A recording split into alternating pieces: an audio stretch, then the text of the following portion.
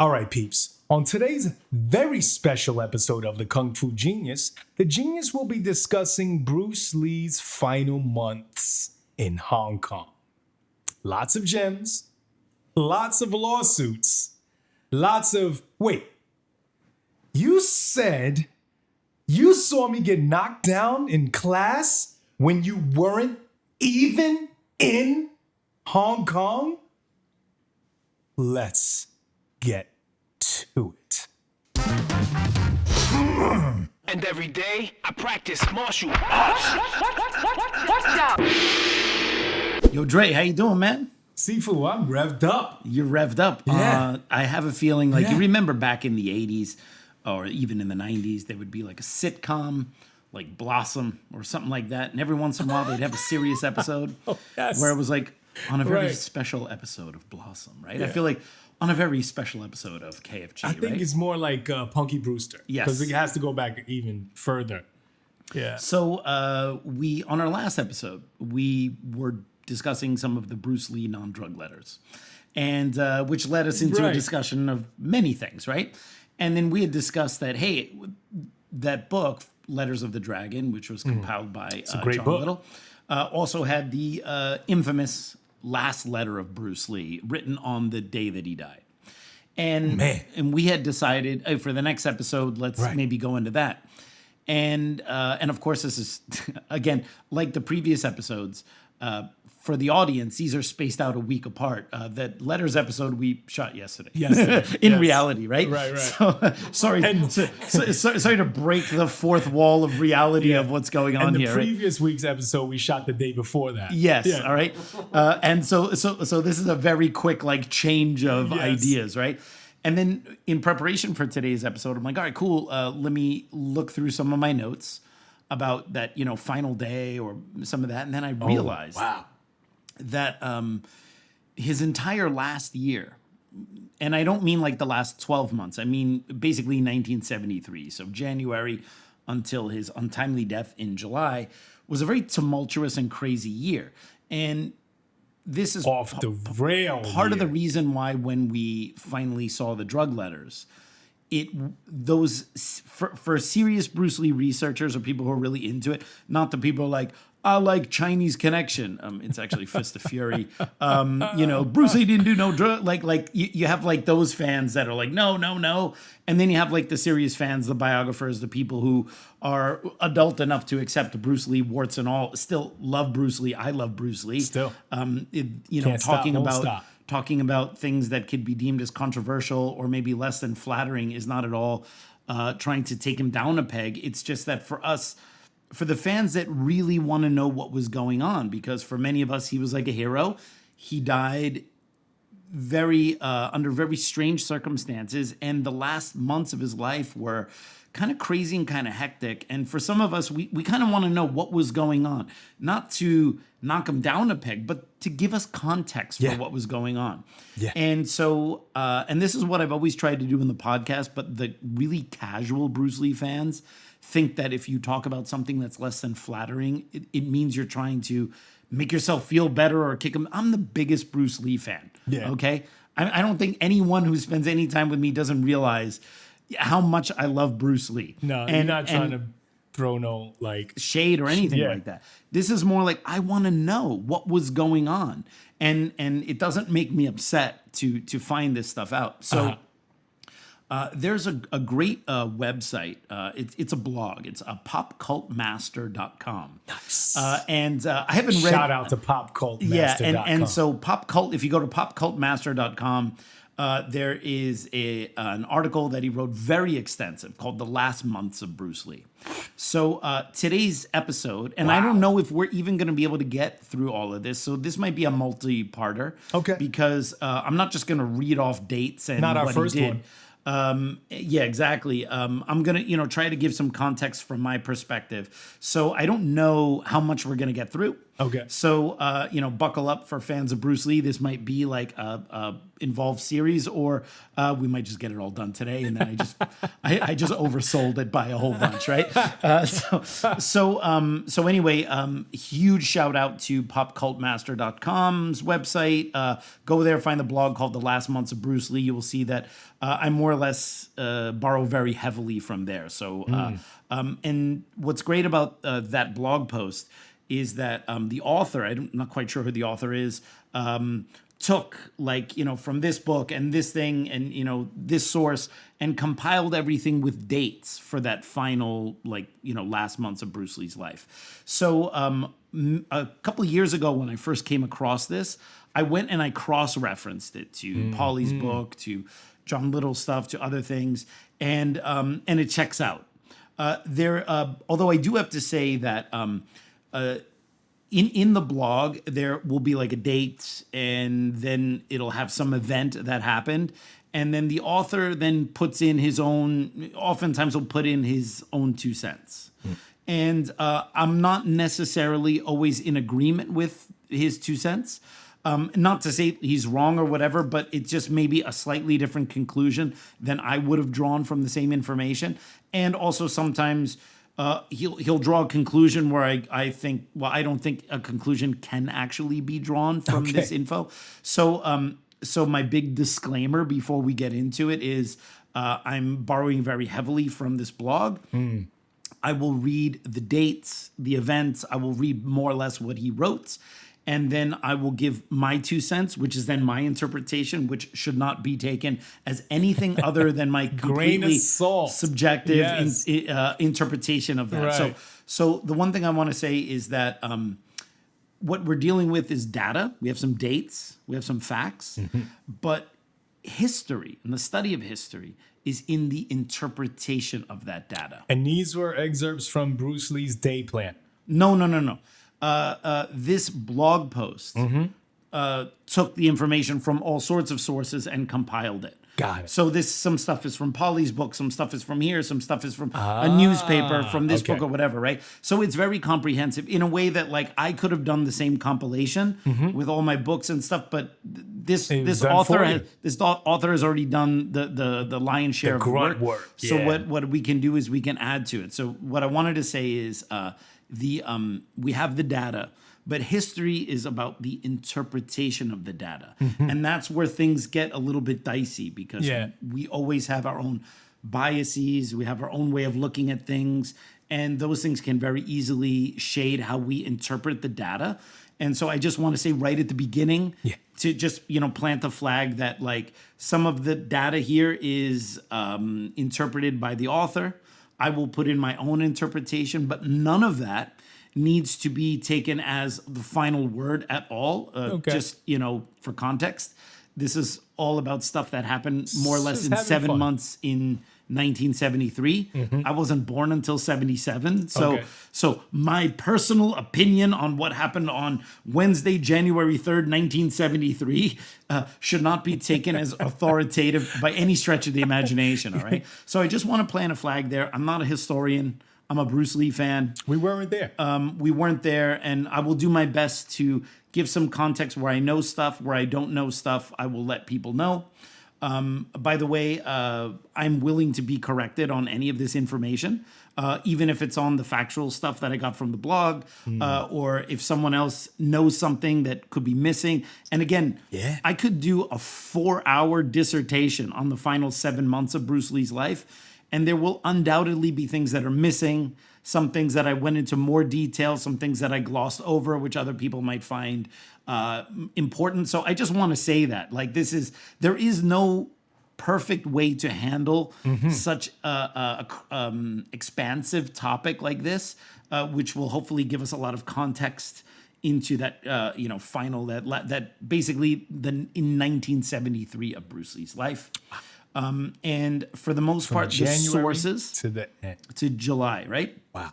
Now the sources, like I said, from this blog post come from multiple avenues. Okay. I am not the source. So if anyone it's usually always the casuals, wants to get mad at me about certain things, I will try my best to say where the source is. If it's not clear or if I remember. But I'm not the source. I'm not like making this shit up. Okay. My interpretation is my interpretation. You're not pulling a beardy But when I'm saying Wednesday, January 3rd, 1973, yeah, I'm not pulling a beardy or I'm just pulling that shit out of my ass, right? So anyway, I just want to make that stuff absolutely clear. Right. Before we get started, love Bruce Lee and just want to know more. We love Bruce Lee. There are going to be some things in here which for the hardcore Bruce Lee fans will not be new.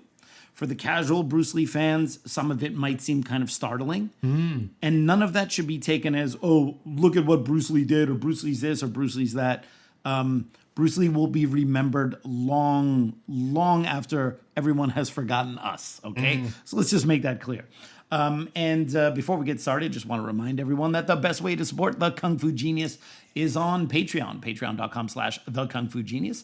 For as little as $5 a month, you can get access to early episodes. Higher levels of support give you all sorts of goodies. And if you don't want to support us on Patreon, you can support us right here on YouTube, if that is where you, in fact, consume this podcast. And we have memberships, a couple different levels. You can click the link there and find out all about that. So anyway, Dre, without any further ado, let's get into it. Let's get to it. Okay, so we're going to start the timeline from the Pop Cult Master blog post starts on Wednesday, January 3rd, 1973. So we're more or less starting right at the beginning. Okay, I'm going to read the post more or less word for word. Sometimes I might skim some certain things if I don't think they're that important. But I am going to basically be reading so as to not misinterpret too much from what's coming from this source, all right? So on Wednesday, January 3rd, 1973, Michael Allen, who is the writer of Enter the Dragon, goes to the Hyatt Regency Hotel in Hong Kong so as to dine with Robert Klaus, the director of Enter the Dragon, and Fred Weintraub, the main producer. Fred tells Michael that Bruce walked out in anger over the script. According to Klaus, he was so angry that he took a swing at Linda, who had better chances, and this is what the author here wrote, who had a better chance of being his widow than a divorcee. Filming was scheduled to begin Monday, January 8th. Now, this is not the first time I've read this accusation. Now, again, I'm reading this. I'm not the source of this, okay? I don't know if that's true. It's possible that it's true, all right? This is like that. He was that. So first of all, Michael Allen is the actual writer of Enter the Dragon, and apparently in the first script or the first draft, it wasn't to Bruce Lee's liking. I think Bruce wanted to add some of those more philosophical aspects, like the walking with the abbot and things like that. So there were some personal touches that he wanted to have in it. But I also think that because Michael Allen is not Asian, I think that there was just kind of, it was like the typical Hollywood Asian take or American take on Asian culture, which even nowadays is very skewed. You can imagine what that was like in 1973.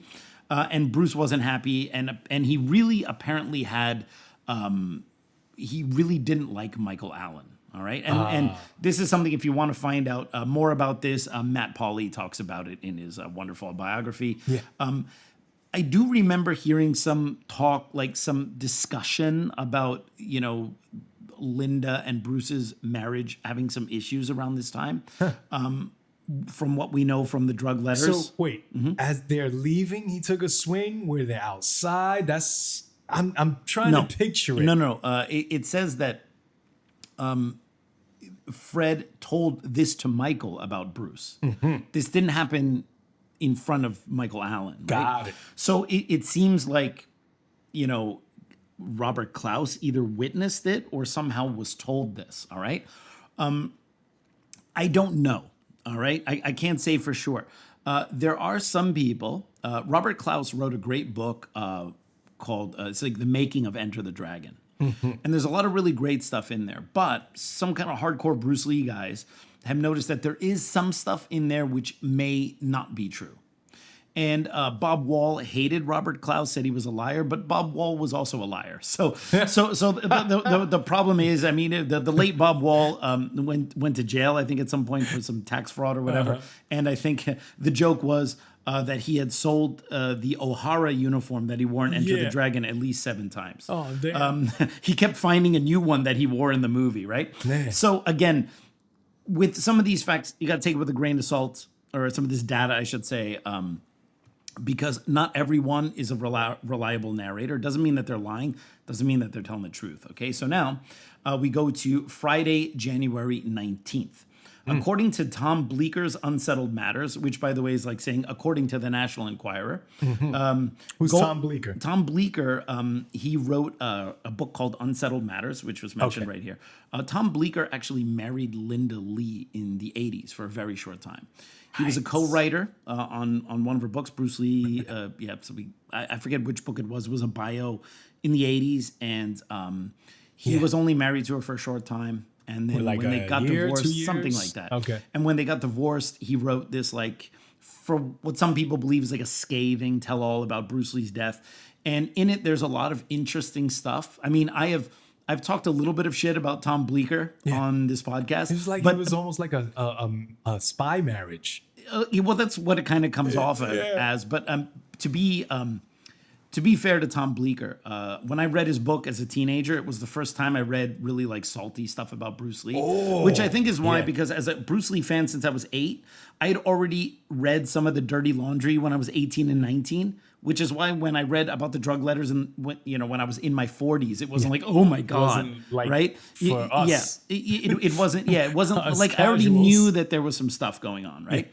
And to be fair to Tom Bleeker, Unsettled Matters has a lot of information that otherwise would never have come out. Stuff about the insurance policies on Bruce Lee. Stuff about Bob Baker. Although there was no mention of Bob Baker, bringing cocaine, sending cocaine. That seems that Tom Bleeker didn't know about it, because I believe that if he knew about it, he would have put it in there. Because that book was all about the salt. It definitely seems that, and again, I'm not a pop psychologist, that there was a little something about, like a little bit of jealousy about, Linda's former husband. Of course, because she's probably talking about him all the time. I don't know about that, but Bruce Lee would have never did that for me. I don't know about that, but I think that it definitely comes off like he's a little jealous and he needs to kick Bruce down a peg. Like, oh, you think Bruce was like this super strong, fit guy? Well, actually, he took steroids.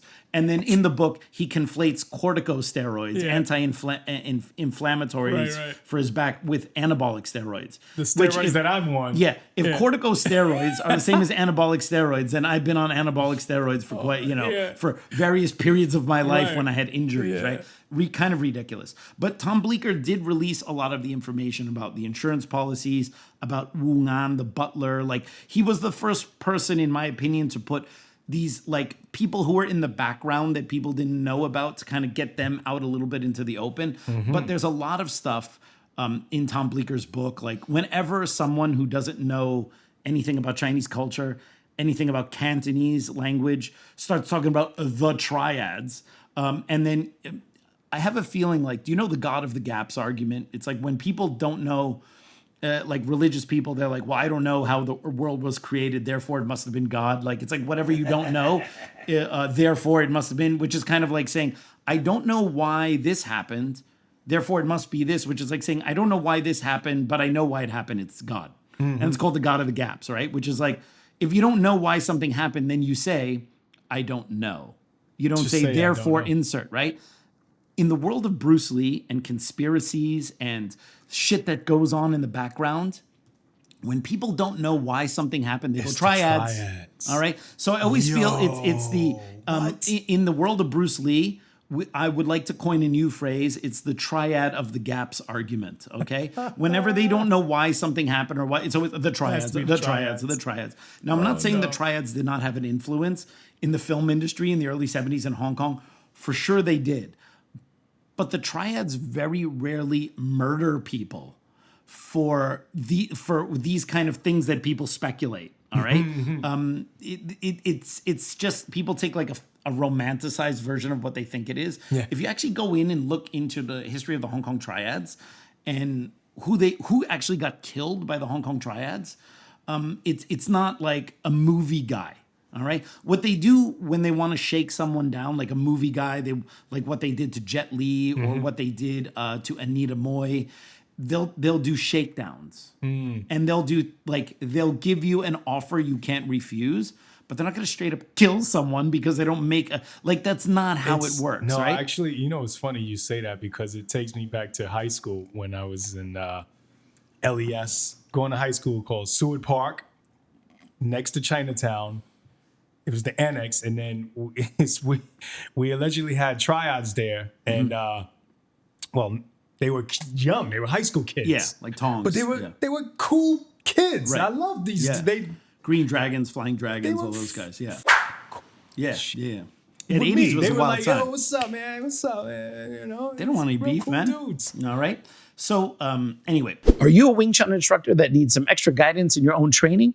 My private online Wing Chun training offers a multitude of benefits for instructors.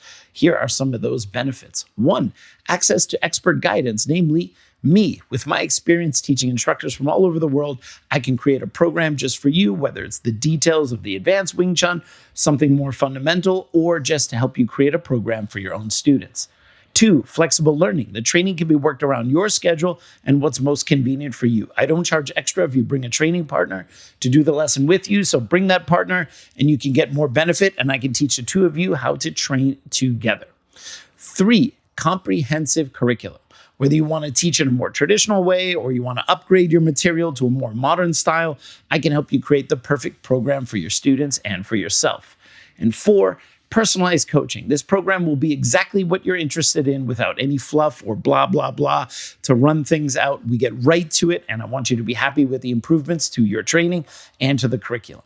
Don't miss out on these incredible benefits. Enroll in online Wing Chun private training with me and take your Wing Chun skills to the next level. Use the code KFG online to get a 15% discount on monthly subscriptions for either 2 or 4 lessons a month. This offer will last until July 30th, 2024, or until my schedule gets totally booked. Use the link in the description below. Don't forget to use the code KFG online to get that 15% discount on the subscription of your choice as soon as possible. And I will see you online.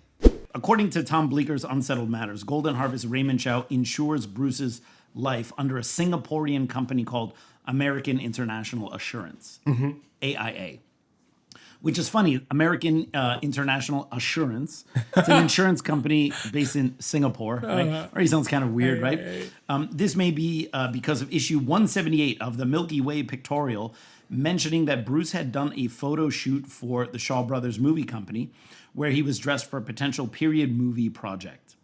Because Bruce wants to sue Singhoy, Star C, motion picture company, for how they exaggerated his involvement in Fist of the Unicorn, claiming that he created the unicorn palm. Unicorn Chan is not allowed to be cast in Enter the Dragon. Already, dude, we're on the second date. This is going to be a multi-parter. I can tell you already.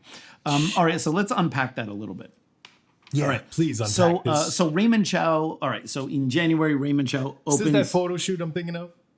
Yes. So Bruce did some type of photo shoot with Shaw Brothers where he's in the period piece, period garments, right? Yeah. Like old style kung fu, very different from what he was doing. And Bruce had been openly courting Run Run Shaw, who was the #1 competitor for Raymond Chow and Golden Harvest. Raymond Chow being a former employee of Run Run Shaw, and there was a very bitter rivalry between the two.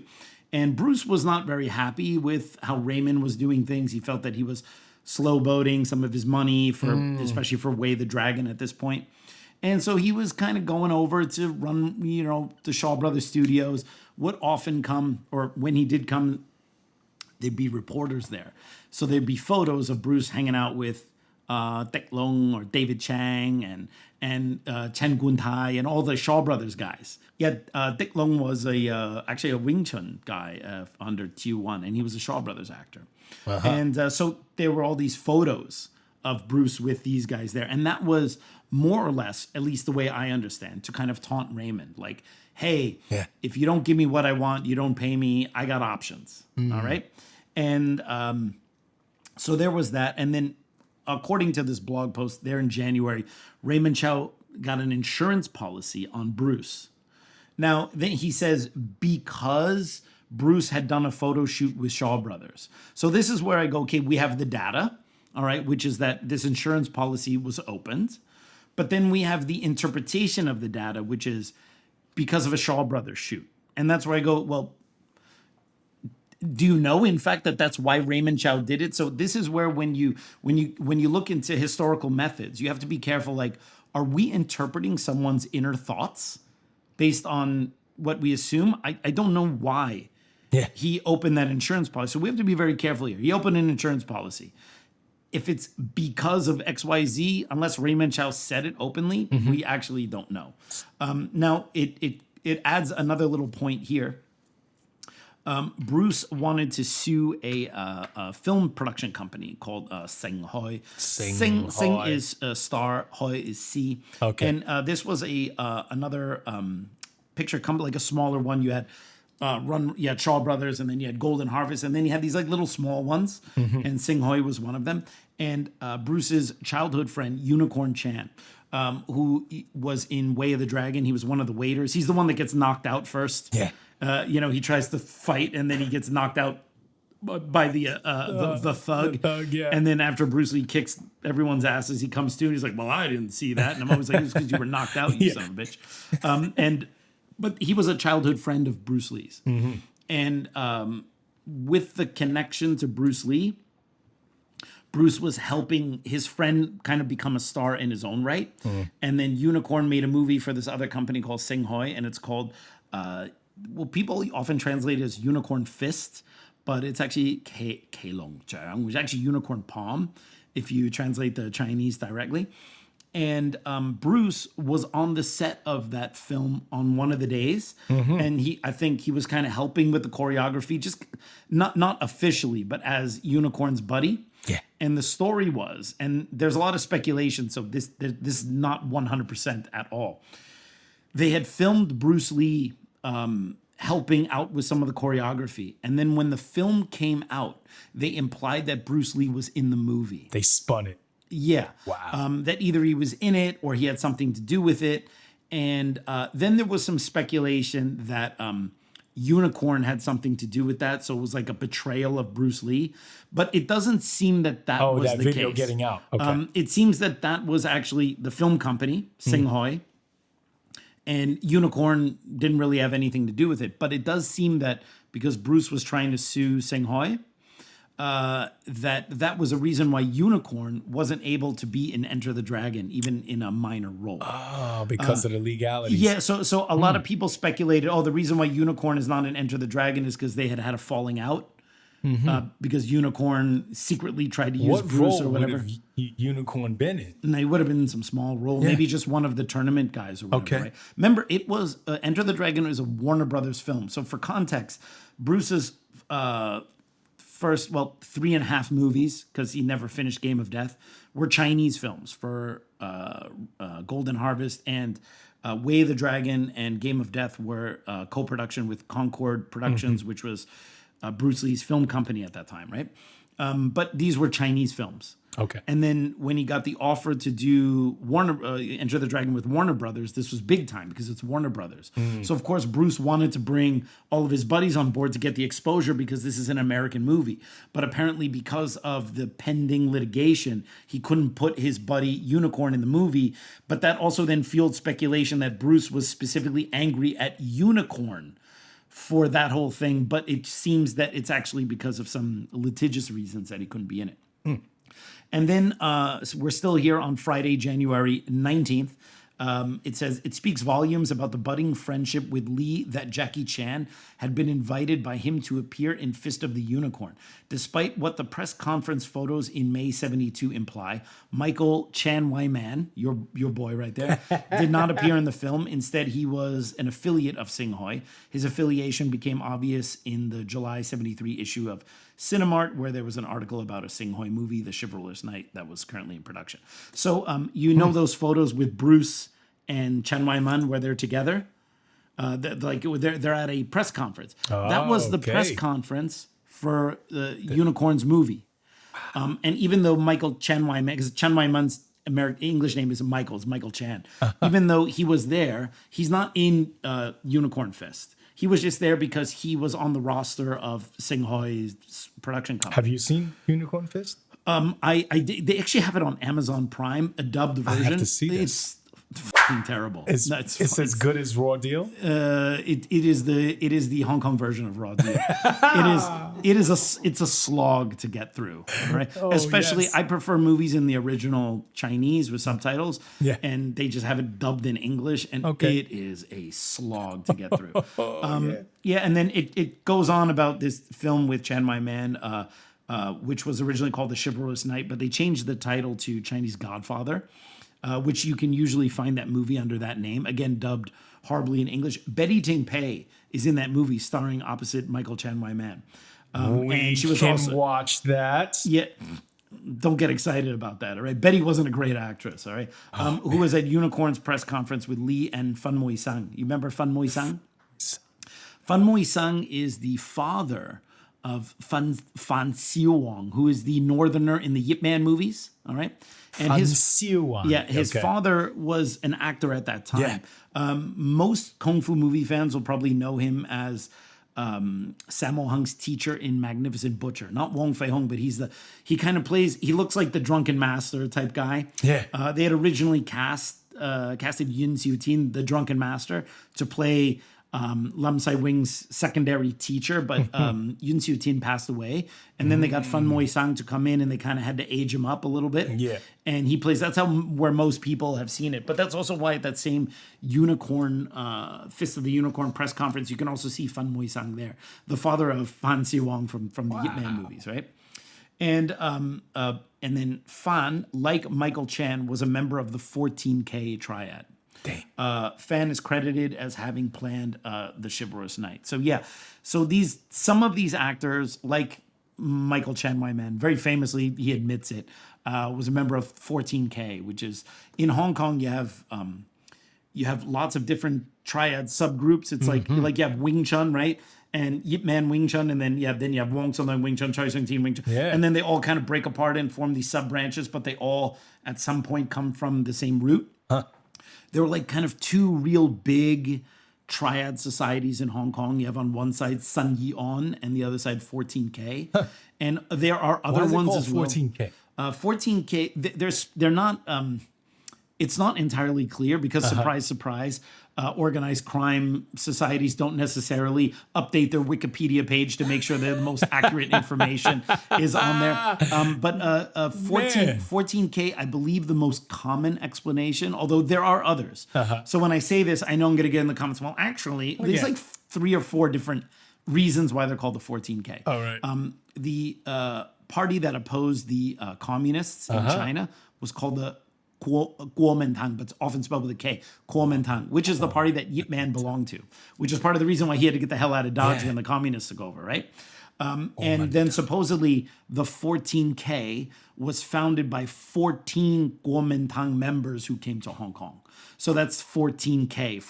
The original 14 Kuomintang founders of that there. But there are other people say, no, it's this. Who the hell knows? Yeah, right. I mean, like, you want to go find a 14K member and ask him, then come back and tell me, all right? I'll let you do that, all right? I'm not asking, all right?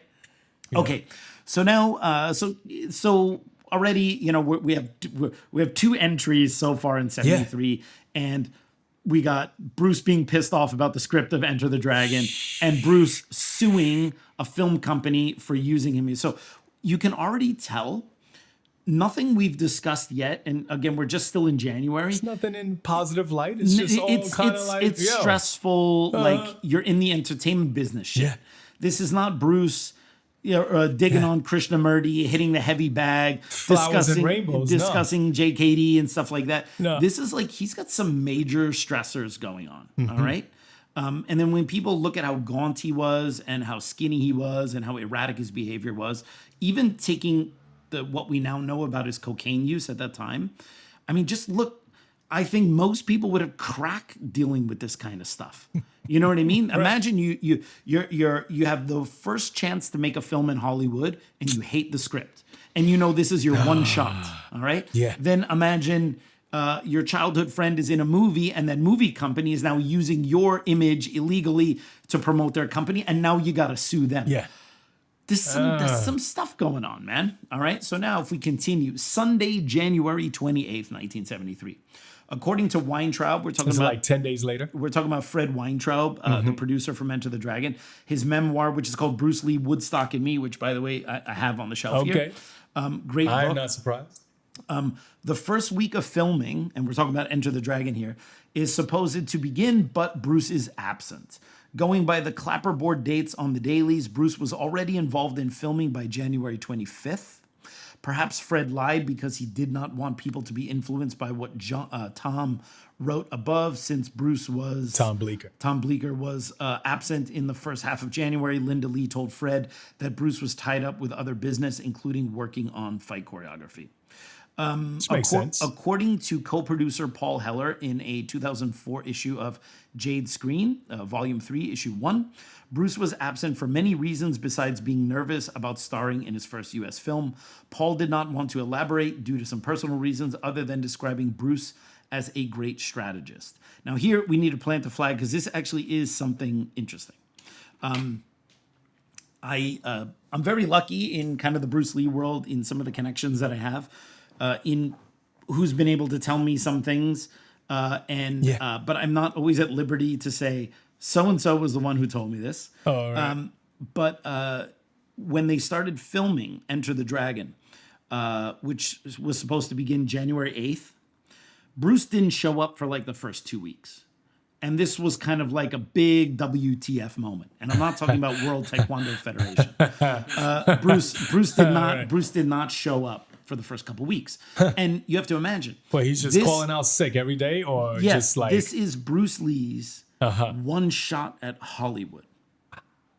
And he had struggled so hard. The entire project of going back to Hong Kong from Los Angeles was to make films, to make himself a star, so he can then go back and go to Hollywood through the back door, which is what Clint Eastwood did when his career stalled. Then he went to Italy, made the spaghetti westerns, became a big star, and then came back. Yeah.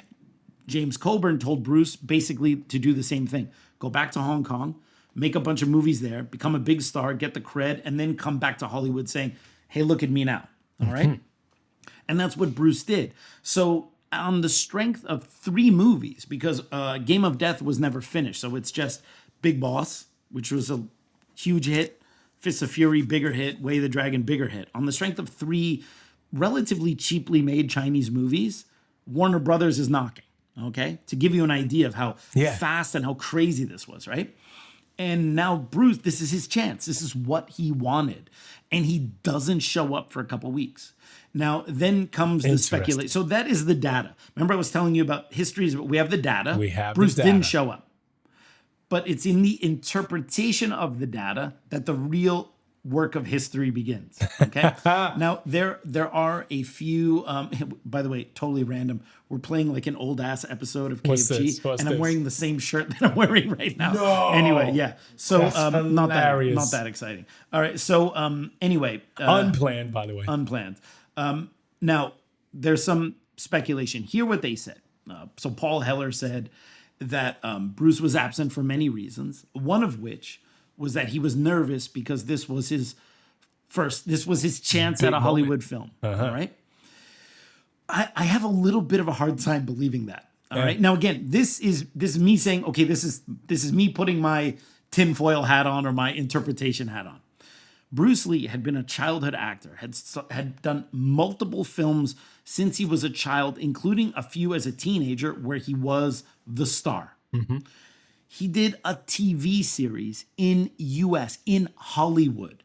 He had co-starred in movies with James Garner, Marlowe. He had worked with Sharon Tate. He knew Steve McQueen, James Coburn. Yeah. He knew all these guys. He had now made 3 huge movies. He's on top of the world. And now suddenly he's nervous to make a movie? Yeah, it's a little strange. And this movie is being shot in Hong Kong. So it's not like he's out of his element. If he's even nervous, he's like, no, never let him see you sweat. He's not going to be like, oh, no. Like the advice he gave James M. Lee, like, try your hardest, but don't look like you're trying, right? Yeah, so I always thought, it's kind of bullshit. Yeah. Now, I have it on good authority, and I know authority is a problem in historical methods, but I'm not at liberty to say who told me this, all right?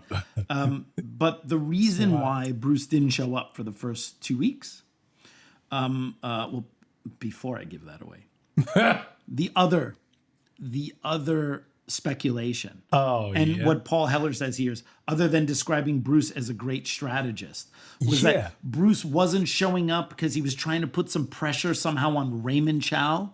Now, I heard that and I go, I don't quite understand how that works because it's a Warner Brothers film. Raymond Chow is like a co-producer, and I don't understand how not showing up to a Warner Brothers movie and risking getting fired or getting kicked out or whatever the hell the deal is going to somehow put pressure on a tertiary person in there for like I mean, I could be wrong. I just need if there is something there, I need someone to explain it to me in a way that makes sense. I would probably Here's the thing about that is like, and again, I'm just speculating, right? Is that I've been in positions with people like that through my line of work when I used to work at nightclub, where we'd have artists that would occasionally just like not turn up. Or build anticipation. Because they have a beef with some random person? Or no, it's nothing about building anticipation. It's because their ego was too big. And at some point, right, said, just going through all this kind of stuff, saying, you can say names. I'm not saying any names. You can say names like Usher or something. No, because Usher made it, right? But like I've known other people that had this, personal friends of mine that had this kind of thing on a plate and then would just not turn up to things and be like, what are you doing? This is your chance. Right. No, this is how you play the game, Mike. Yeah. This is how you do it. Right. And I'm just like, but you know that's play not the how you do game. it. What game? Yeah. I might get fired game or get passed over for someone else, right? You know what I mean? And those people also make them want me more. Sure. Yeah, exactly. And there's people also oftentimes when they get fired and then don't get their opportunity again, they're like, well, I don't understand what I did. Yeah, then they blame it on the man. You know what I mean? So, you know, it could that's the other thing too. I think like in the interpretation of the data where the history begins, The strategist. sometimes shit just happens because it happens. Like I think one of the biggest mistakes people make is they always go, why? and the problem then sometimes is even the question. Sometimes people just do shit cause. You know what I mean? Yeah. But everyone was go, no. There's got to be a reason. Bruce Lee was a great chef. Blah, blah, blah. Okay, sometimes you have to like look into your own life. Why sometimes you maybe refuse to do something that maybe you knew was good for you, or maybe you knew would put you in, and you just didn't do it for whatever. Procrastination. Sometimes lazy, but it's all sorts of reasons. But it's not something where like you sat down, spent 3 hours, thought about it, like this is the reason why I'm not gonna do this thing. Sometimes people do shit just cause. But having said all that, the explanation I got from a very qualified source is Bruce had a very serious cocaine twitch where his face was twitching and he wasn't able to control it. And he was worried about showing up and doing scenes and he couldn't control a twitch in his face. Okay. Now, I remember what often happens too when you hear these different reasons is the other. So one, all right, if we want to interpret the data in a few different ways where we kind of leave it up to people to interpret it themselves. One, there could have just been no reason. He could have just been like freaking out, like not wanting to show up, not like whatever. He could have really been nervous, all right? Two, it could have been some kind of power play. Three, could have been something like a cocaine twitch, something like that. Or as I believe that what they mentioned here about what Tom Bleecker said is because he was really skinny and he felt that he didn't look strong enough at that time and maybe he wanted to lift some weights and get bigger or something like it could also be none of those reasons, one of those reasons, or all of those reasons. Okay. Yeah. So the thing is that it's in the interpretation of the information where we have to be careful because we don't know. And this is where people argue like in comments. No, Bruce Lee did this because how do you know? We only know he didn't show up for like a week or 2 weeks or whatever. Just the facts. The interpretation of that based on what we hear from me, it unless you have seen a letter where Bruce wrote it himself why he didn't show up, we actually don't know. But from my source, it was a cocaine twitch. By the way, the first scene that he shot in Enter the Dragon was that scene where he's in his room and then all the ladies come in and he's supposed to pick one. And he goes, there was a girl at the feast tonight, the owner of this dart. That was the first scene that he filmed. And they said he was very nervous for that scene But that's what people say. We don't know. Okay. All right. So then we continue. Thursday, February 1st. So already we Enter the Dragon has been shooting for a few weeks already. Bruce is finally now on the set. And now we have Golden Harvest's film A Man Called Tiger was released on Brandon Lee's 8th birthday. The movie is notable for Lo Wei having cast Jimmy Wang Yu after Bruce Lee rejected the chance to star. Coincidentally, Bruce's AIA insurance policy, the one that Raymond Chow opened, covered for a period of 5 years from February 1st, 73 until January 31st, 78. The beneficiary was listed as Linda Lee if living. Otherwise, it would be equally divided by Brandon and Shannon. So that was the thing. When Bruce signed on with Golden Harvest, he signed a 2-picture deal because Raymond didn't know if Bruce was going to be a big hit or not. So I believe the contract was for $15,000. So for Big Boss and Fist of Fury, he got paid basically $7,500 each to make those movies. And again, there's no SAG, there's no AFTRA, there's no union. So Bruce isn't getting any residuals on this stuff, which is why when his 2-picture deal was up, when he finished Fist of Fury, he also had to do those first 2 movies with Lo Wei, who was the studio director. As soon as he finished his contract, that's when Bruce renegotiated and said, okay, I don't want to deal with Lo Wei anymore because he hated Lo Wei. He wants to direct things himself. And he wanted to have a partnership with Raymond Chow rather than just be one of his studio, lackeys or whatever. Okay. And that's when he formed Concord Film Productions, which was a 50-50 partnership with Raymond Chow. And Bruce would handle, if my memory serves me correct, the creative side, and Raymond would handle the financials. And then the first movie they made for Concord was Way of the Dragon. Yes. That's why it's shot in different places. It's not with Lo Wei. And then Lo Wei wanted Bruce to do this movie, Man Called Tiger, but because Bruce hated Lo Wei, he was like, no. And then they put Jimmy Wang Yu. And I know there's some people who really like Jimmy Wang Yu, but I always thought Jimmy Wang Yu sucked. Anyway. Damn. There's an interesting little fact in here. Now, by the way, my notes in this section here are really a compilation of this Pop Cult Master site. Yeah. Some of the drug letter stuff, my own notes, some stuff from John Little's books, Matt Pauly's books. So it's a mixed bag. So there may be some things that I say in here, which if you go to the blog, you won't see it. And that's just because I put it all in a timeline and I don't remember what came from the blog and what came from elsewhere. But one thing, and you started working on this when? This morning? No, I've had this for a long time, but I just had to compile 3 different sources. Yeah, because we walked in and we saw you on the computer, like typing away. Because this morning I got the idea to do that. Right? Oh, love it. Now here we have an interesting piece of information to counter some beardy bullshit.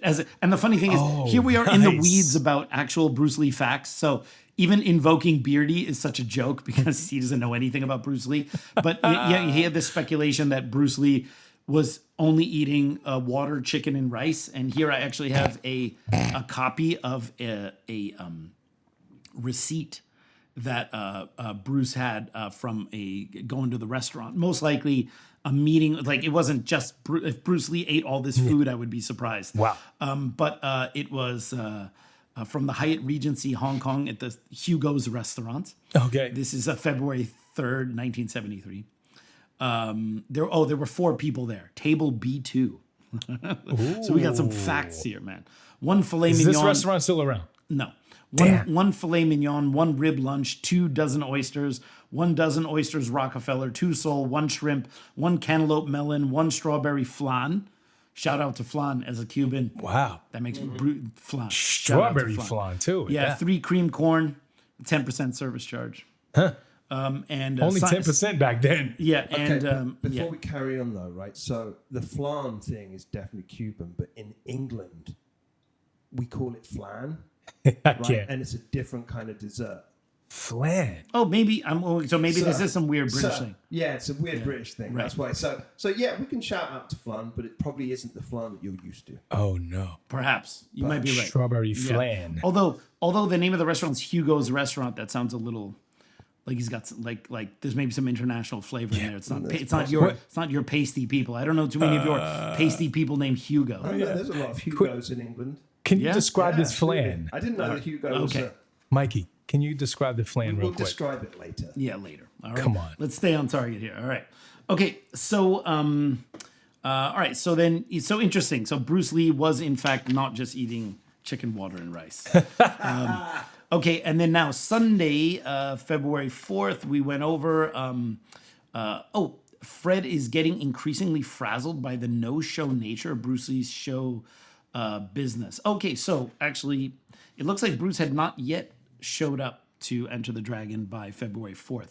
Although the other note here says that he was already on the set at 15th. So maybe he was showing up, but he just had not shot something yet, or maybe his attendance was sporadic. So again, even when you compare some of these accounts, it's not entirely clear. Was he just a complete no-show?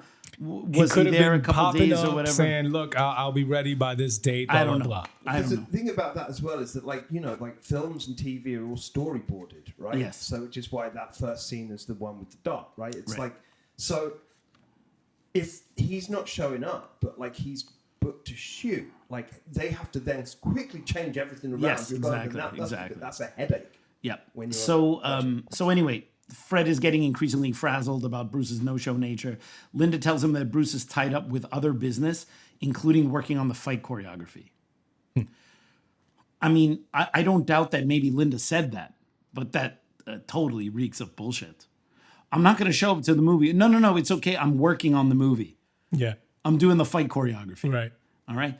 Mind you, Bruce was not a producer or writer of Enter the Dragon.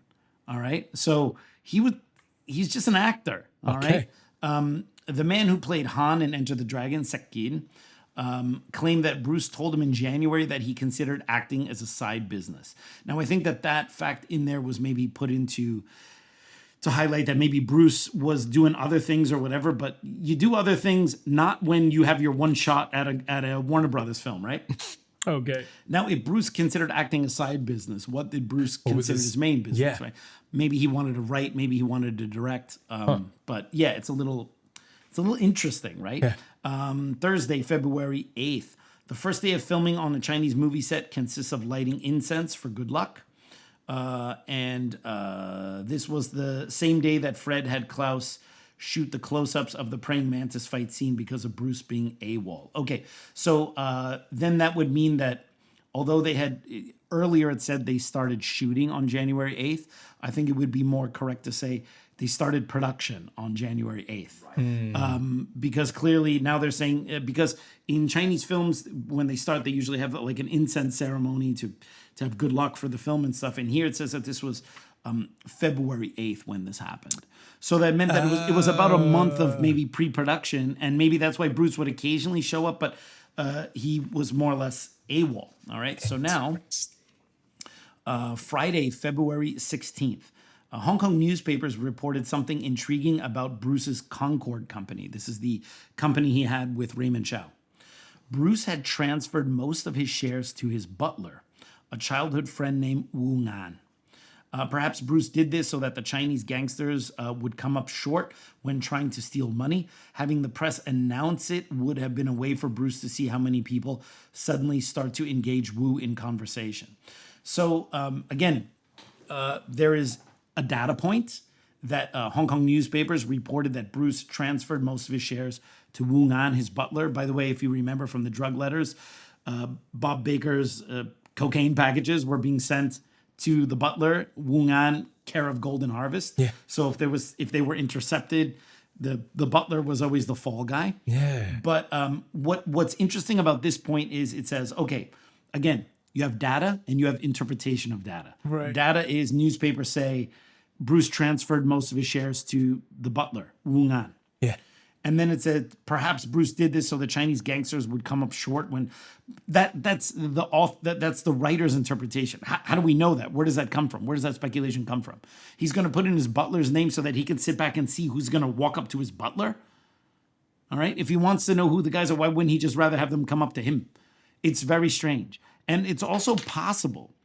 All right, that because one interpretation of this is what the author here said, that he did it to put the pressure on Wu Ngan, all right, which I find is a weird tactic. To the other possibilities, maybe it wasn't true at all. In fact, I don't know if this is actually true. You know why?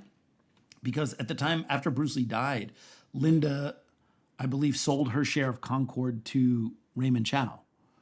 So if it was already all in the butler's name, how would Linda have any shares unless they were very minuscule or Wu Ngan gave them back at some point? Again, we don't know. Any of those things could be possible, I suppose. Apparently Bruce Lee was very paranoid at this time, right? Yeah, but again, it's speculative. But that's the problem. Data and interpretation. Apparently Bruce Lee was paranoid. We have heard that, right? But then you cannot say, therefore this. Yeah. You see what I mean? Because then that is the interpretation that you are that is coming out here. So I don't know. It's also possible that Bruce did not transfer his shares to Wu Ngan, but he just made a press release about it. Yes, that's what I'm wondering too. But then again, I don't fully know how this is supposed to work with anything in the real world. Okay, so then we come to February 17th, 1963. All right, and now we're talking about Dr. Langford, all right, the infamous Dr. Langford. Oh, yeah. And this is a quote, and I believe this quote is actually from a later interview, but he's talking about what happened on February 17th, 1973. He talks about him being the family physician, and yes, he says after February 17th, I saw him again on February 24th, and this was because he had sustained some injuries while shooting Enter the Dragon. One, I believe, was the laceration on his hand from the bottle for the Bob Wall fight scene. And the other one was that cobra. He got bit by that cobra. But that cobra was de-venomized. Okay. But he apparently he actually got bit by that cobra. So he went to Dr. Langford to get stitched up. Oh, that's smart. Yes. And then Saturday, February 17th. Bruce walked off the set of Enter the Dragon after he found out that Raymond tried to pass off Enter the Dragon as a Golden Harvest co-production instead of a Concord one. And I believe, although I could be wrong about this, if you watch Enter the Dragon, I believe it does say like it's a Golden Harvest co-production, not Concord.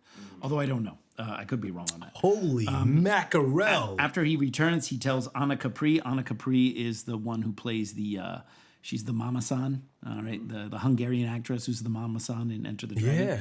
Isn't that... Wait. Okay. All right. I'm just making sure. Okay. After he returns, Anna Capri tells him that she wants to try some of the local delights, meaning drugs. He tells her not to go around looking for these things as you never know who will spike your goods. Anna agrees. According to Fred, Lee barred Raymond from being on the set 2 weeks later. Which was the first day of March. And then later when we get to March 1st, you will find out why. So, again, we are now here on February 17th. We're like more or less a month and a half into 1973. Wow. Does anything sound like it's going great at this time? All right. And of course, chaos. Bruce Lee ends up making what was one of his most iconic movies. Some people argue whether it's his best film or not, but Enter the Dragon was essentially the movie that put him on the map. But there's nothing about this that sounds fun. All right? I mean, like it's constant stress with Raymond, with producers, with this, with that, with lawsuits, all sorts of stuff. Really, really quite wild. I mean, this is some wild stuff. Okay, and then so we move on. Dr. Langford removes some stitches, so on and so forth. Okay. All right. Yeah, I just got bit by a cobra. It happens. Okay. All right. So now,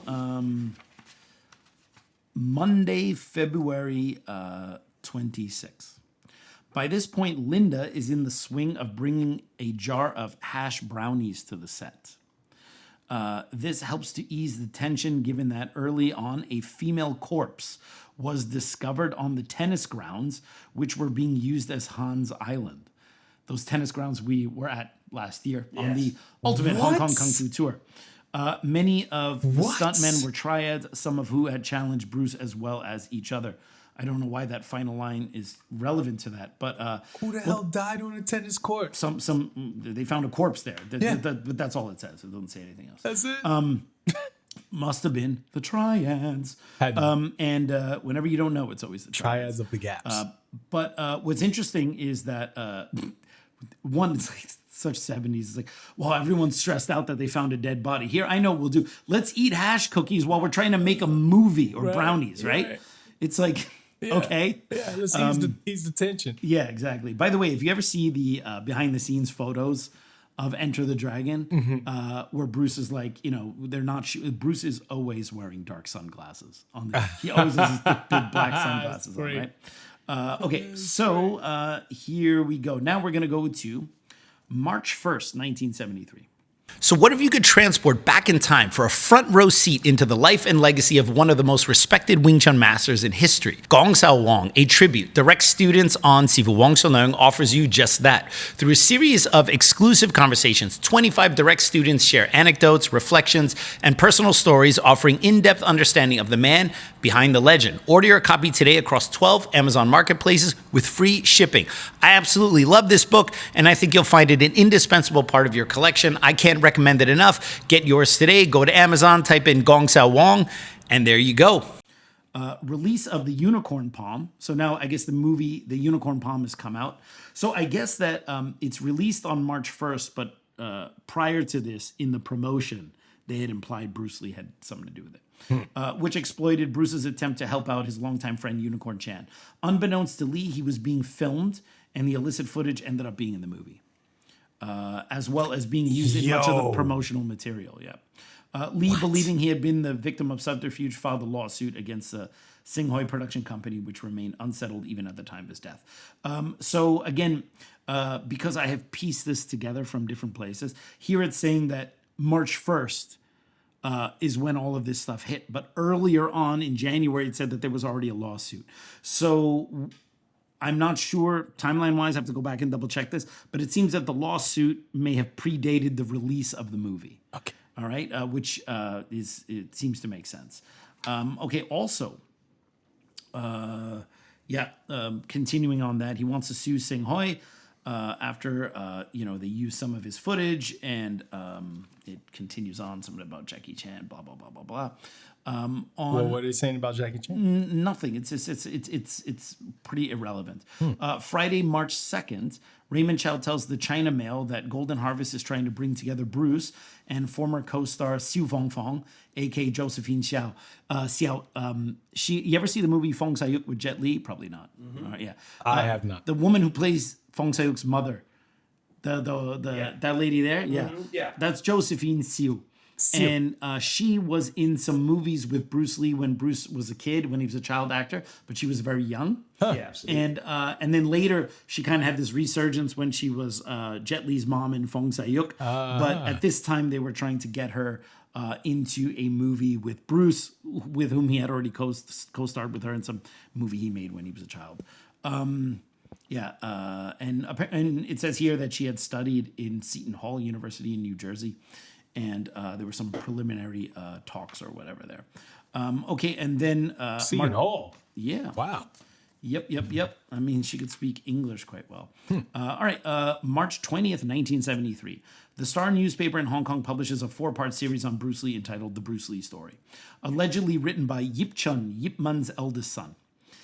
In which he reported that Bruce was floored with one blow by a fellow Wing Chun practitioner named Yang. All right. The first installment appeared on March 17th, 1973. The fourth installment on March 20th, 1973. Lee called Yip Chun that night to inquire why he would say such a thing. Yip Chun denied that he wrote it and said that it was concocted by the newspaper. Bruce then called the newspaper and spoke with its editor-in-chief, Mr. Law Chi Peng. Bruce told him that the article damaged his reputation and demanded that the newspaper publish a public apology to him on its front page for 3 days. For 3 days. He also demanded that the newspaper pay 10,000 Hong Kong to the community chest as a penalty. I don't know what community chest is. Otherwise, he was taking them to court for slander. Now, wow. The newspaper heads conferred and said that they believed the report was real and they would see him in court. Yip Chun later told New Martial Hero magazine in Hong Kong that he had written 2 articles, but had gotten busy, and the Star wrote the remaining 2. Wong Sun Leung stated that the articles were silly, as Yip Chun wasn't living in Hong Kong at that time. Bruce was training under Yip Man, and so wouldn't have witnessed anything, which is true. People forget this all the time. Yip Chun did not come to Hong Kong until, I believe, 1964. Bruce had already been in the States for 5 years at this point. So Yip Chun witnessed a big zero of Bruce ever training. All right. So I believe when Yip Chun said he had started writing something and then the newspapers bullshitted the rest. And the reason I tend to believe this is because I've also been the victim of Hong Kong newspaper bullshit. All right, like when they started that whole little war with me and Leung, like they are very sensationalistic. So I don't think Yip Chun would have written that. All right, because when he wasn't there, he would have been, smoke. Well, he would have been lying. He wasn't there. But I like how Wong Sun Leung said the articles were silly. So anyway, but if we, again, we are now in March. Has anything we've discussed sounded like Bruce Lee's having a great time so far? He's having a marvelous time. Yeah. Okay, and now, March 21st, 1973. So this is a day later. This is a day after the announcement of a potential lawsuit or whatever. And what I'm going to quote here from is one of the Bob Baker letters. This is a Bob Baker letter on March 21st. Letter to Bob Baker. Just want you to know that Linda had yesterday sent the additional money you had requested. I had a hard day, a real hard day. By the way, I'll be waiting for the 1 ounce of hash oil I ordered for. It actually says H oil. I have ordered from you. Send it as soon as you can. P.S. Just received your music. All right. So interesting. Bruce said he had a hard day, a real hard day. That may be the whole thing of, the newspaper saying that he was knocked out. Now, in hindsight, some 50 years later, no one ever remembers this stupid newspaper article that Bruce Lee was knocked down with one blow. The other thing, too, is, and maybe this is a big deal for non-martial artists, but when they go like, imagine you're a non-martial artist in Hong Kong and you read the newspaper and you're like, what? But Bruce Lee, this amazing star, he was knocked down while he was learning Wing Chun. Oh my God, that must mean that he's not really good. Like, no. a noob might think that because they don't know shit about martial arts. Right. But the idea that, like, dude, when I was a Wing Chun student, all right, there've been dudes who knocked me down, threw me around, slapped me senseless. Part of it. My C hangs, doing all this kind of thing. And it's like, if someone were like, oh, well, actually, in 1998, I threw the KFG to the floor. Yeah, probably. Yeah. All right. And, right. All right, if you seriously train martial arts in any point in your life, you were a beginner at some point. And when you were a beginner, you made mistakes or you got beat up or you got tossed around. Now, Bruce may have gotten pissed because it seems that the entire story is made up. All right. But I don't know why he would have I mean, I suppose because it's in the papers and a lot of people read that he's like, ugh. Remember, this is in the days before the internet. He couldn't just do an IG live like, yo, that article's bullshit. Calling out the author and stuff like that. You have to, that stuff ran a little slower. Now you got to go and do a press release. And then the next day it comes out in the paper. So it's like really nerve wracking because to do any kind of counter offensive, it's like a day later. Yeah. You know what I mean? And, maybe that really bothered him, although that is at odds with what Bruce Lee would write a few years earlier in his more philosophical days, where it was like, I am not bothered by the guy who stands in front of me and, just ignore all this kind of stuff or whatever. It seems that he was not taking his own advice and he was taking what's just kind of, what nowadays we deal with bullshit, clickbait and comments, but he didn't really like it. Now, knowing what we know about his pretty heavy cocaine habit at this time, I think it can give us a little bit of context as to why he would react so aggressively to something that's like, this is some bullshit tabloid stuff. If the tabloids are writing about you, that means you mean something, right? So anyway, now March 29th, 1973, Dr. Langford, Bruce had received a fairly serious injury on his right leg, causing extensive bleeding. At that time, he was also found to have burnt his right cheek, resulting in applying some Chinese herb on the skin. I don't know, it's a little weird. So did these injuries happen on the set? Could have. I have no idea. And now we go March 30th, 1973, again from another one of the drug letters. Letter to Bob Baker, but this one is from Linda. She said, received your 4 letters. Bruce is in the midst of shooting, working very hard. Well, forget about you're making some money out of the last orders. I've bought a gram measurer, and enclosed you will find the $500 for the amount of C, you quote, that Bruce can get. I'll measure it, but the quality, that goes without saying, plus the quantity Bruce himself will have to judge. I hope you will send him the moistest along with the 1 ounce of H oil and or whatever. All right, so here we have, think about this for a moment, okay? So that was written by Linda. Yeah. Think about this. Look at the stressors he is dealing with just this year. The lawsuits, the stress, Raymond Chow, all this kind of stuff. On top of this, he has a pretty sizable cocaine habit, probably then counterbalancing that with C habit. Yeah. Counterbalancing that with a pretty decent use of hash, all right? So he's kind of like pumping himself up for part of the day, bringing himself down for the rest of the day. And this is going on while all this shit is going on, while he has to be in top peak performance for this film, which is his big star. This is some crazy shit. Yeah. A lot can be said about just like how much you can take as a person. But this is, I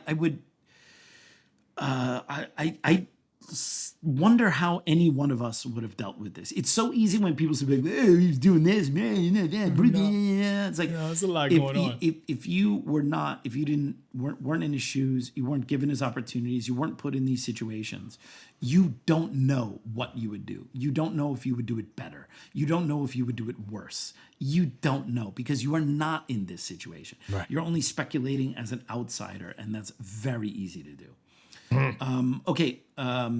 Sunday, April 1st, April Fool's Day. Ooh. When filming a new opening scene, a cold open or prologue instead of a replacement. For Enter the Dragon, Sammo Hung noticed that Lee's pupils are dilated. So this was that opening scene where he fights Sammo Hung. That was, from what I understand, one of the last, if not the last scene that they filmed. And it wasn't originally going to be in there. They wanted to add it to punch up the beginning, because at the beginning of a film, it's very important to establish who your character is, and that opening shot was like, oh, he's a badass. All right, you know what I mean? And they didn't have that in the original script, and they needed to put it in there, so they got Sammo Hung over kind of as I believe Sammo Hung was shooting something in Thailand. I think that's what Bobby told me. And then he had to kind of fly over to Hong Kong real quick, shoot this thing in Tuen Mun, or no, not Tuen Mun, wherever they shot it, and then he had to go back and continue shooting. So he was there for a day. Dang. And Sammo noticed that Lee's pupils are dilated. Now, if you look at Bruce Lee in that opening scene, and you understand that although it's the first scene in the movie, it's the last one that they shot. So with the exception of the TV interviews that he did in the coming months, that's really the last film footage of Bruce Lee, is that opening shot. Oh. And when you look at it, Bruce was skinny for most of Enter the Dragon, but he is substantially skinnier in that opening scene. He's wearing the Speedo, and everyone's like, oh, see, this is the early incarnation of an MMA type thing, right? Which is a whole other discussion. But he's barely filling out that Speedo. And he's extremely striated. Yeah. When you look at that level of body fat, which had to be, very clearly is in the single digits, maybe in mid-range single digits, that's where bodybuilders are at on the day of competition. Yes. And they dehydrate themselves to get that striation. They start 2 weeks before that, or well, 7 days, but the real hardcore getting rid of the water is very close, because you can't be that way for that long. For that long, yeah. So you can ask Tom, our student who's a bodybuilder. He said he was completely dehydrated for, he did big shows in the But they US. drink like 2 gallons of water or something like that for a certain amount of time, and then they flush all of that there's out. different ways of doing it. So I'm not going to discuss dehydration methods for bodybuilders, Okay. right? But Tom told me like there were times when he was driving to the competition where he's like in like a 5% body fat type thing, and he's like blacking out. Because we're not meant to have such a low percentage of body fat. You need a certain percentage of body fat to function. Yeah. All right. Your brain. And if you are in single digits, that's already very difficult to maintain. And if you're in mid-single, when you look at, like, we have to ask Coach Greg Doucette with his laser eyes to see what percentage of body fat was Bruce Lee at that opening scene of Enter the Dragon. I'm going to guess it was something minuscule, like 5% maybe. All right. You cannot maintain that for any period of time. That is an unhealthy percentage of body fat. All right. Like that's not, even bodybuilders, they're not at that percentage of body fat when they're training. Yeah. They're lifting, they're getting bigger, they're watching their diet, they're shedding fat, and then they shed all that water for the competition. And then the moment the competition's done, they're rehydrating, right? But when you look at Bruce through most of 73, he was almost in that like final phase of bodybuilding, striated, dehydrated condition for months on end. I mean, that is no way to live. And so You just dried the out dilated pupils like a and all prune. this kind of stuff here. It says the addict's dealer must have known Lee got a doctor to visit his friend and continue paying for medicine until he found out the guy was selling vitamins to raise cash. I'm not exactly sure what this note here is. Samo asked Bruce why he lost weight, to which Bruce responded that he wanted to be faster. All right. But knowing kind of what we know now, Bruce, and this is prior to 73. This is in November of 72. He went to Dr. Otto Au on the Hong Kong Island side, which is when he had his sweat glands removed. And I've seen the doctor's note. I have all this shit like in my archive. I've actually seen the doctor's note from Dr. Otto Au. Yeah. And one of the reasons why Bruce went to him wasn't just the extreme sweating and the removal of the sweat glands, but was the prolific weight loss. And it seemed that Bruce was losing weight. He was already very small. It's one thing if someone who's 250 pounds loses 8 pounds. It's another thing if you're 125 and you lose 8 pounds. You see what I mean? And he had a hard time keeping that weight on. And that was one of the complaints that he had for the doctor. Now, very clearly, he did not tell Dr. Otto Au that he had a substantial cocaine habit. And at that time, I don't think they knew about all the effects of cocaine because it was kind of new as far as a drug. Right. I mean, not entirely new, but as something that people were using. Yeah. And Bruce read that article in the Playboy in 72, which I have a copy of it back there. Oh, yeah. Bob Walt told this one story where he went over to Bruce's house and Bruce had this Playboy magazine. Yeah. And it had a huge expose on drugs. And it has like a pullout. Like normally Playboy has a pullout centerfold. Yeah. It has this kind of pullout in there for all the I different gotta see drugs this. and what their uses are. And it definitely says that about some things being dangerous. Yeah. But it's pretty like, yeah, you could take this for this. You could take this for this. And it seemed that Bruce was kind of like, yeah, see, I can use maybe the cocaine for writing and working. And then I use the other thing to bring me down and stuff. Because it was a little light on the long-term consequences. And so I don't think Bruce maybe quite understood that maybe that weight loss was all the cocaine you were using. The info wasn't there. Well, but it's also hard to believe that he'd be taking all that cocaine, losing weight, and then not putting 2 and 2 together. But again, we don't know. No. Look at all the shit he was dealing with on a daily basis. He's stressed right? out too. So a little wild. So anyway, April 14th, all right? And I think we'll do 2 more, all right? And then we're still, remember, he dies in July. We're just at April right now. Oh. April 14th, 1973, another letter to Bob Baker. It's been quite a while since you've, and this is a letter to Bob Baker, and this is from Linda. So this is actually Linda writing. Okay. It's been quite a while since you've written. I assume you have received the money order for the 500, and I am wondering if you have sent the C yet. Please let me know right away, because if you did not receive the money order, then I will have to tell the bank to put a tracer on it. Say thanks to Bev for taking the risk and sending the last shipment to Bruce. Don't worry about Bruce using the C. He is not going overboard. As you know, he tore his groin muscle. Maybe this is that leg injury they were talking about. And so has not been able to finish the last part of the film yet, but it's getting better and they plan to finish up in the next few days. Bruce and I will probably be coming to the States at the end of May. Write very soon and let us know about the $500 money order and or when the C is coming. Okay. So there's a bit of delay in everything. Now there are two little side notes that I had here. One is because it's also in April 73. And this is from Peter Lee, Bruce Lee's older brother. The last occasion I saw him was in April 1973 when he came to my house. He was behaving perfectly normal on that occasion. And James Coburn also said the last time he saw him was in April 73. Everything he did was related to his art, but he had a great sense of humor, or he did until he went to Hong Kong. So James Coburn maybe like thinking or saying Bruce was like a little bit different. And so now think about it. Look at all the shit that's going on in Bruce Lee's life. And he's just... And now 2 letters from Linda, which is like, hey, is that Coke coming? Yeah. And then she writes, don't worry, Bruce is not going overboard. So what does that tell you? That Bob Baker was kind of like, hey. Bob Baker's the drug dealer. Yeah. And he's maybe like, is he overdoing it? Yeah. And Linda's like, no, it's fine. All right. I think it's also clear or somewhat implied she maybe was also using too. So I don't know what the story is. Okay. But maybe she $500 $500 in 73. I mean, or C. Yeah. It's got to be a lot at the time, no, Mikey? I think so. Yeah. Look, $500 now is a perfectly acceptable amount. Uh-huh. Right. So at the time, especially back then when it was probably even way better, probably cleaner, bigger amounts. You know what I mean? It's like, I mean, yeah, the party side of my mind says yes, but the my heart says absolutely not. Mm. You know? Right.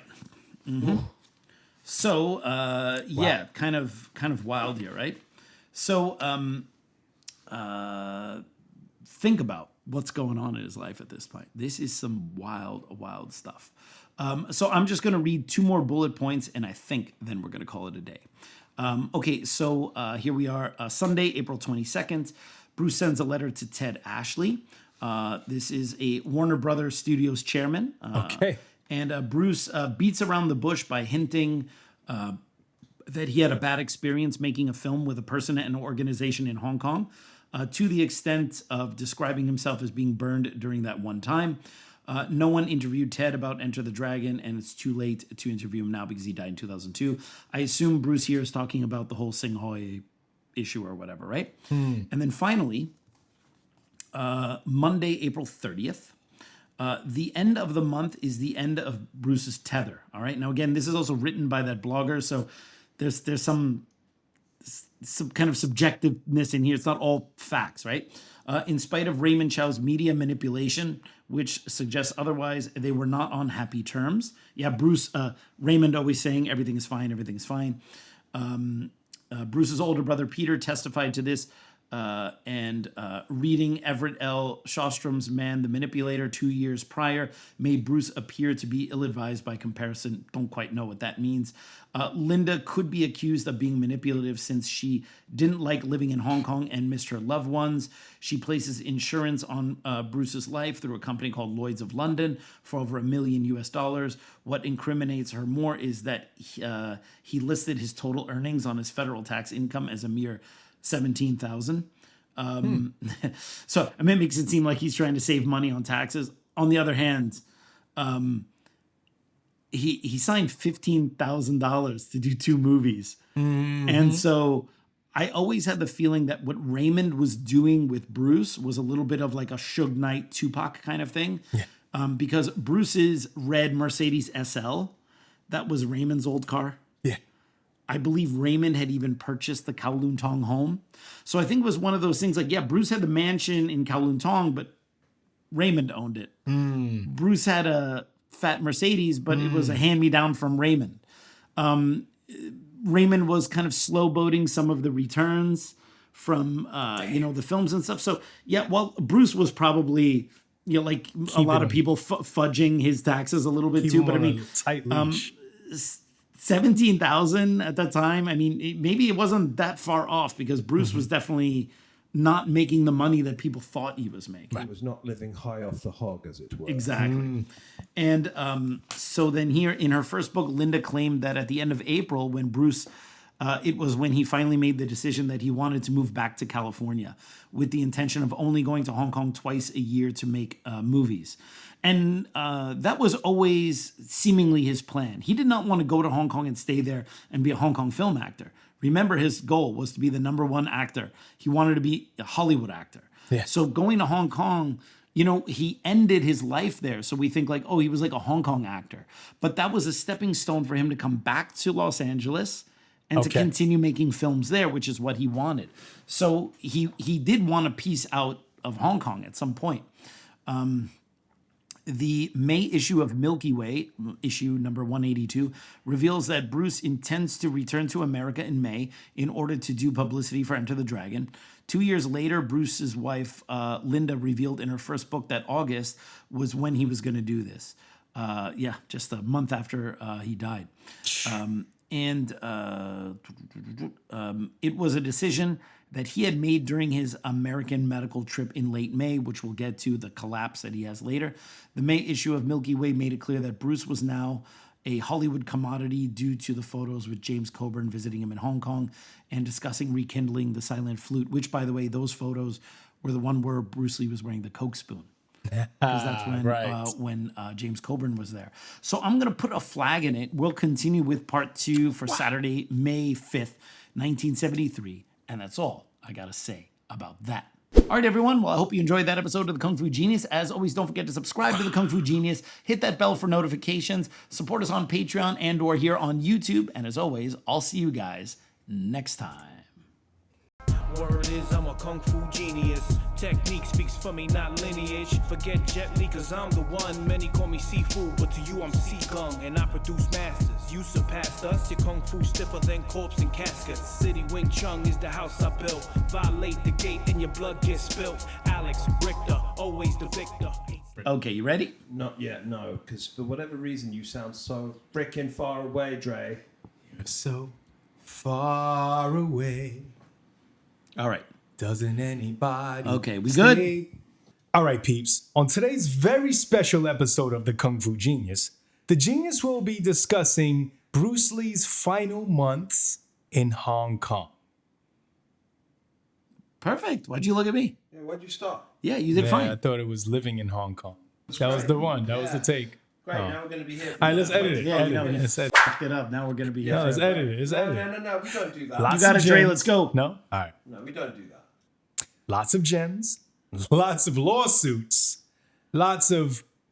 Man, you said I got knocked down in class. No. Damn.